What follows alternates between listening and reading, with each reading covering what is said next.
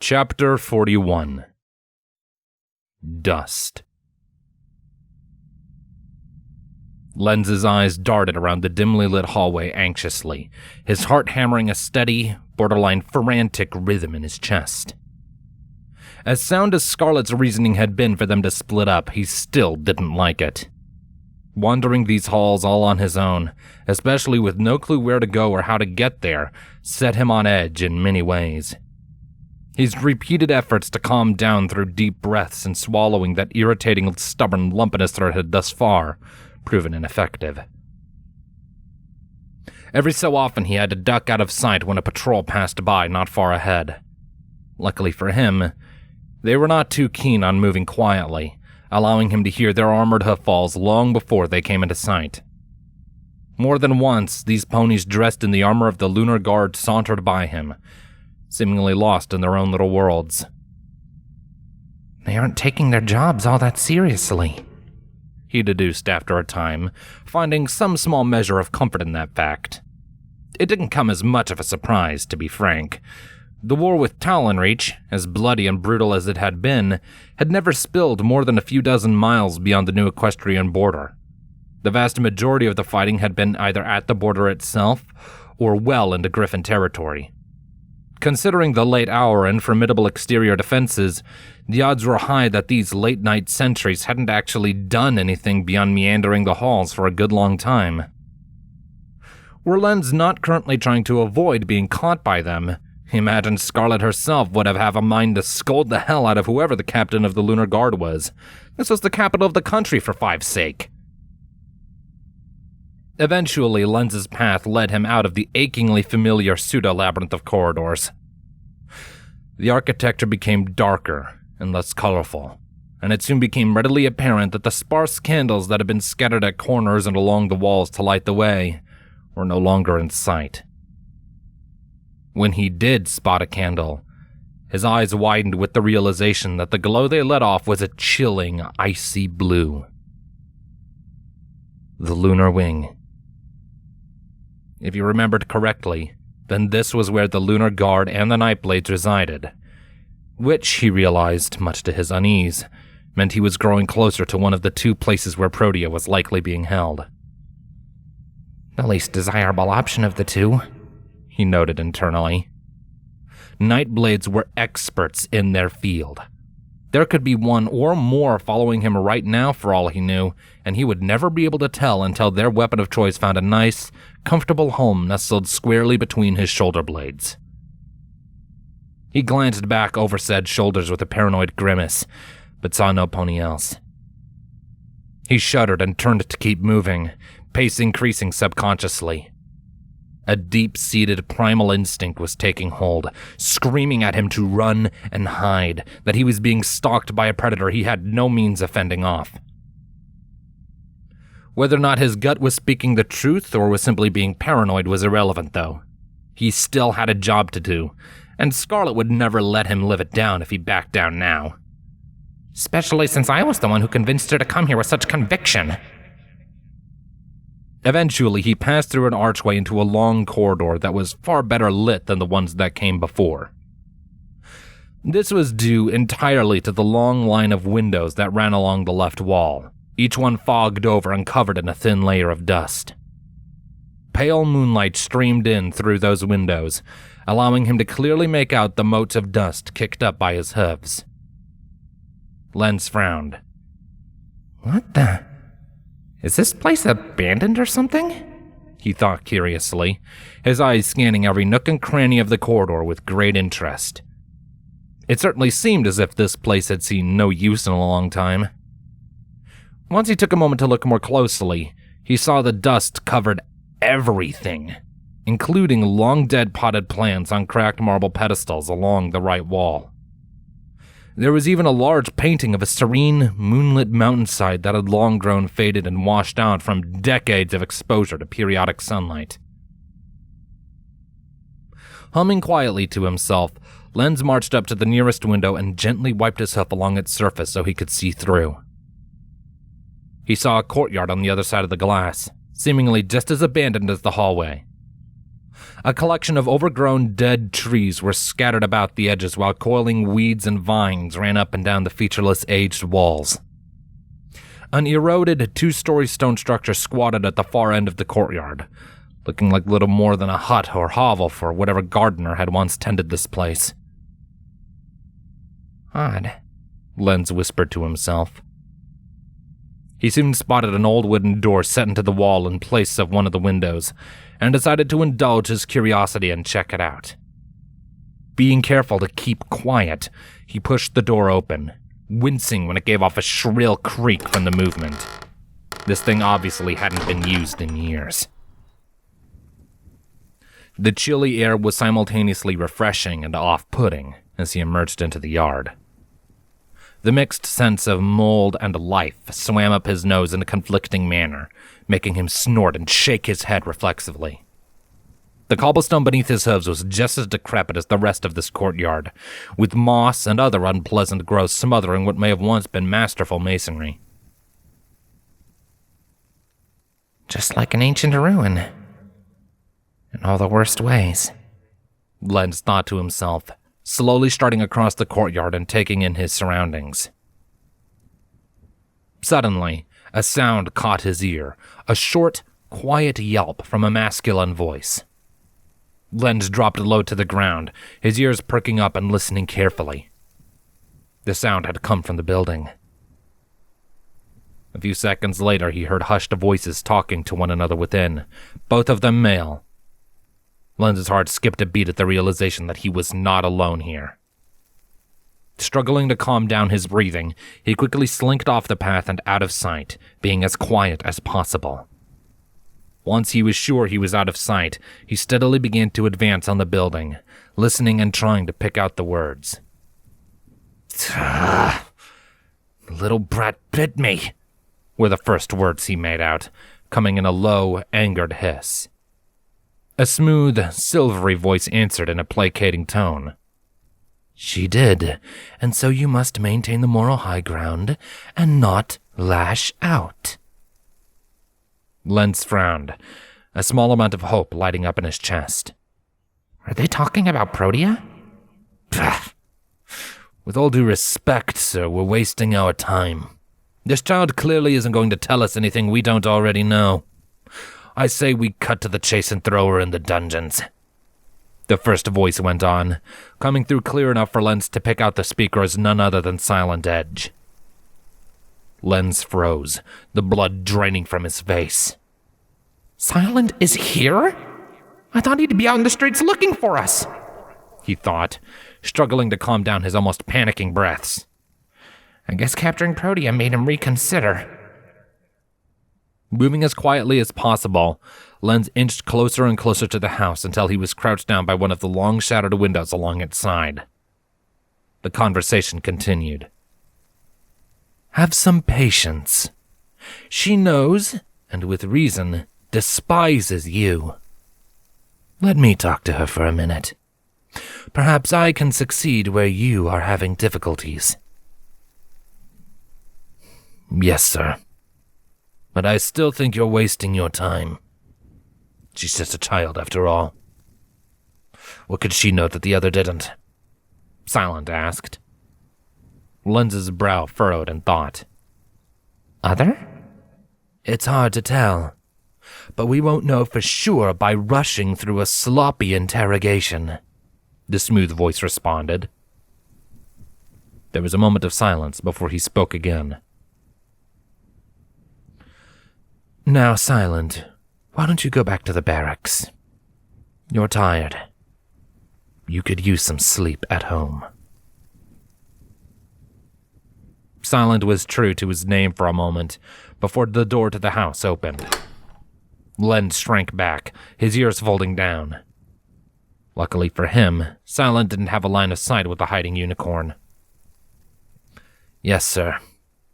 Good luck with the brat, he said.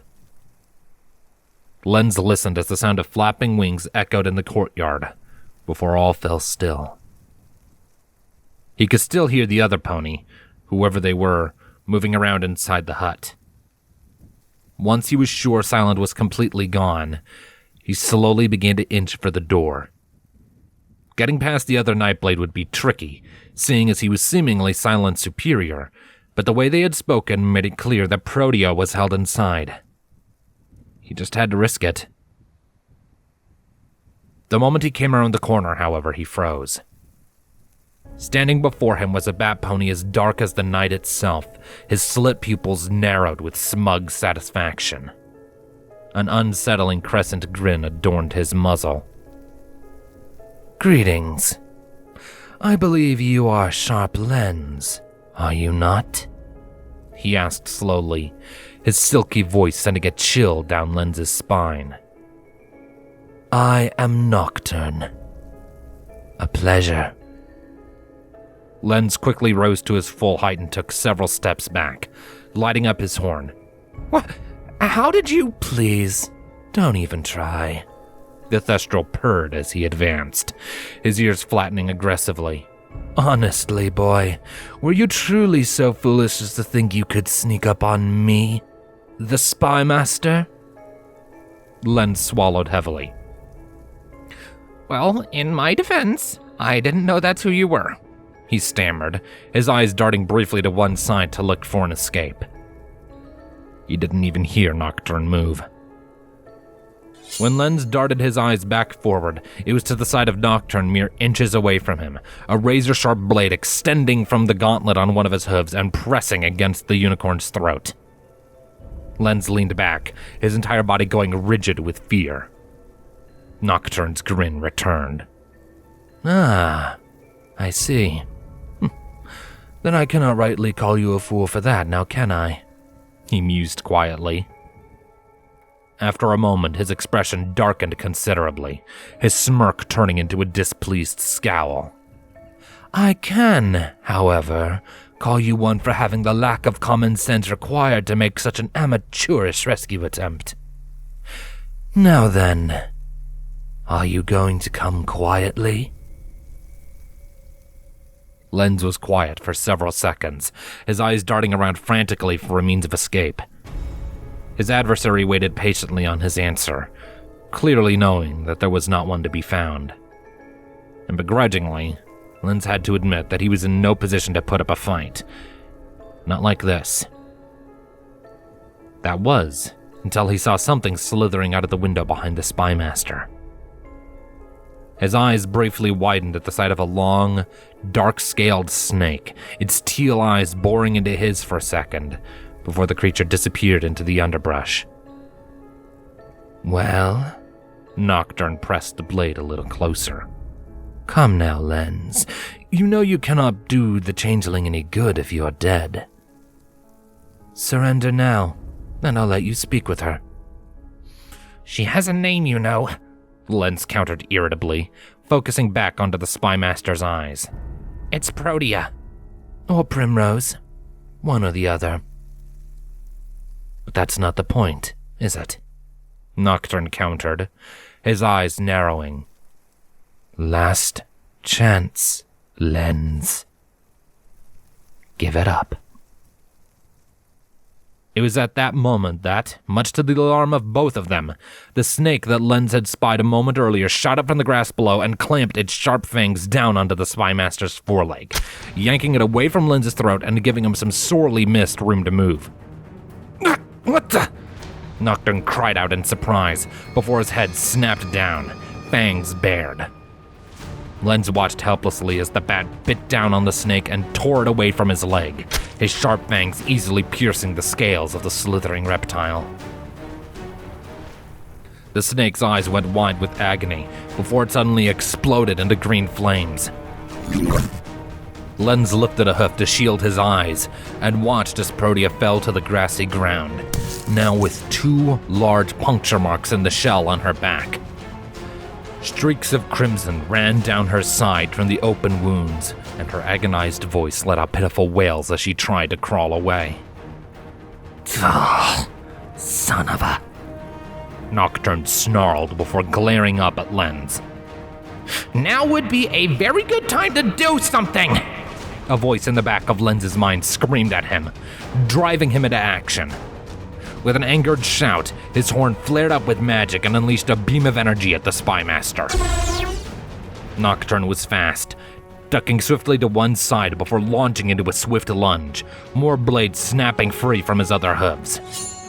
Lens barely had time to erect a dome-shaped barrier over himself to catch the first punch, and the blade still punctured through, sending shards of dissolving energy flying past his face. Leave him alone! Protea's voice called out as she shot back to her hooves. She turned to Nocturne and pounced, digging her teeth into his hind leg this time. A sickening crunch filled the air, making Lens cringe involuntarily. Nocturne shouted in pain, lifting into the air with a flap of his wings and bringing his other hoof around to Protea, his blade angled for her side.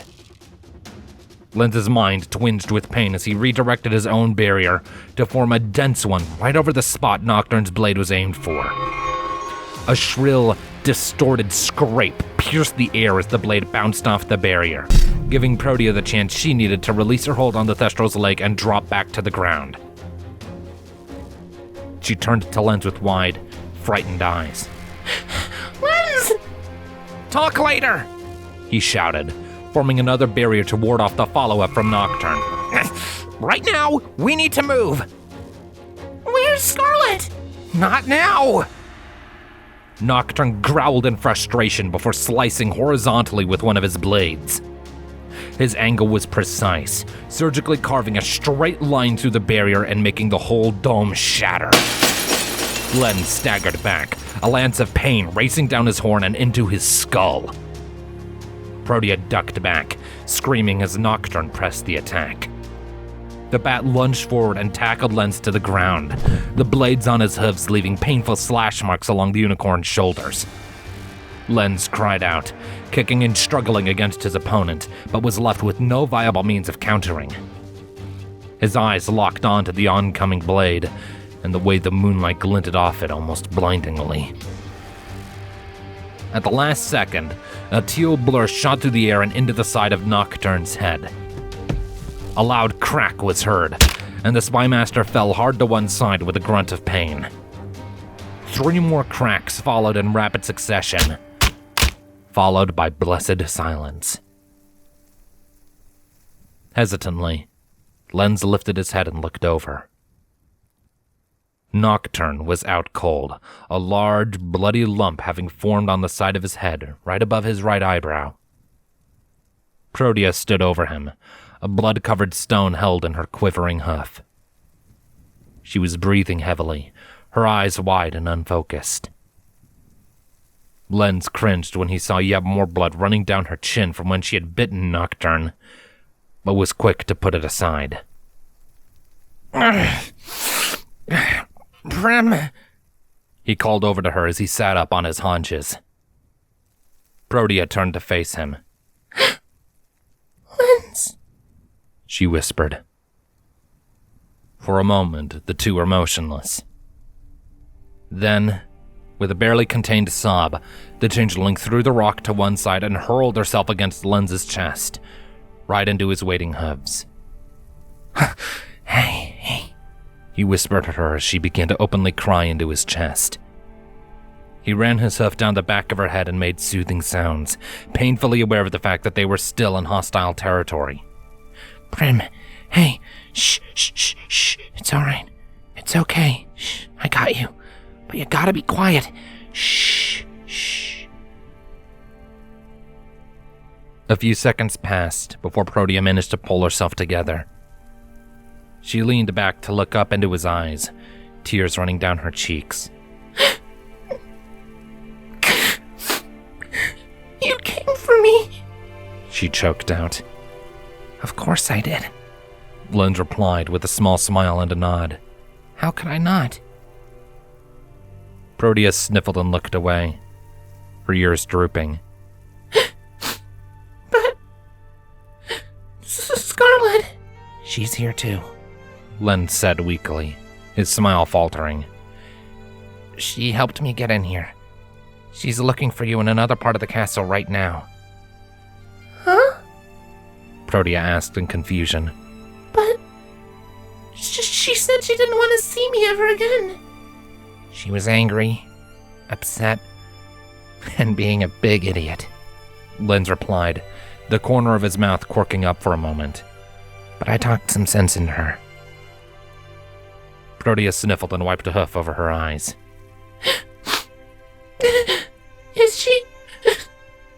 Is she sorry? She's here, Lens answered after a moment of hesitation. Protea was quiet after that, giving a slow, solemn nod. Before she could say anything, though, she let out a pained hiss, her entire body tensing up. It was then that Lens's eyes were drawn back to the bite marks on the nymph's shell. Oh, shit. We need to get you patched up before anything else, he said, his hooves hovering uselessly over the injuries. You can't move anywhere like this. Protea coughed a few times before forcing the words out between clenched teeth. Inside. Bandages inside. And my lamp. Lens nodded. Being careful not to touch the open wounds, he lifted Protea onto his back with magic and stood up. Delivering one more kick to the spymaster's head to make sure he stayed down, Lens cantered into the stone hut. It was almost pitch black inside, but he was able to chase away the darkness with a simple light spell. The front half of the hovel was just like the rest of the area. Old, decrepit, and appearing abandoned. Despite the presence of 2 ponies and a changeling inside, the most recent sign of any disturbance to the thick layer of dust were the prints made by his own hooves, and the thin trail Protea had made as she snaked her way out. A long counter sat against the back wall, where a collection of small kegs rested, along with old wooden and pewter mugs. 2 wooden doors were set into the back wall on opposite ends of the room. One of the doors stood open, a faint orange light shining within. So, you turned into a snake to escape? Lens asked as he made for the open door, trying to keep Protea distracted from her wounds. He felt her nod against him. Mm-hmm. Most ponies don't seem to know how many things a changeling can turn into. Well, to be fair, we didn't know you could change at all. Guess it's in the name, but we've only had to deal with ferals for the last 4 centuries, and they don't tend to change at all. Lens pointed out, emerging into the room. A square table sat in the center with a single candle lit on its surface. 3 wooden chairs were situated around it, and Protea's saddlebags were placed neatly in the corner. Protea whimpered quietly but nodded again. Yeah. It's helped me get away from Silent a lot in the past. Lens nodded quietly before gingerly setting Protea down on the table. All right. Any idea where the bandages are? The nymph pointed to the door. I think there are some on the counter. Lens patted her on the head before stepping back out. Sure enough, just like Protea had said, he found a roll of unused bandages in one of the drawers in the counter. Smiling with relief, he went back into the interrogation room to find that Protea had pulled her saddlebags up to her with her magic, and was now tightly clutching her lamp to her chest. Lens was quiet as he applied the bandages, letting Protea be with her thoughts for the time being. His own mind was scrambling as it was. He had Protea, but that meant Scarlet was somewhere else in the castle without any idea that their objective was complete, not to mention the fact that the spymaster himself knew that Lens had been here. As soon as that Thestra woke up, he would raise the alarm. Okay, does that feel any better? Lens asked once the bandages were applied. Protea shifted a few times before nodding. She put away her lamp and got her saddlebag strapped on, albeit with a visible grimace. Lens smiled lightly and set her on his back again. Okay, come on then. We need to get out of here before the spymaster... Before the spymaster what? A new voice interrupted him, making his blood turn to ice. Lens froze by the door, his hoof raised to push it open. Protea whimpered. Oh no! Lens peered through the crack in the doorway. Sure enough, Silent Ed stood in the entrance to the hut, his eyes glued onto the interrogation room, and a cocky smirk on his face. I have to hoof it to you, Lens. I'm impressed you were able to take the Spy Master down, he said, slowly stalking forwards. But the old bat is long past his prime, and he was never particularly good in an upfront confrontation. He was always better as the backstabber. Len swallowed hard, and the ice in his veins somehow became even colder when he realized that there were even more Nightblades outside, and 2 of them were following Silent inside to flank him. How? Protea asked in a defiant voice, lifting her head. How did you know what was going on? I didn't, Silent dismissed with a roll of his hoof. But Nocturne never says sleep at home, unless he wants us to go get backup. I was simply following orders. Now, he spread out his wings, allowing his blades to snap out with a sickening scraping sound. Are you two going to give up quietly, or is this going to get bloody?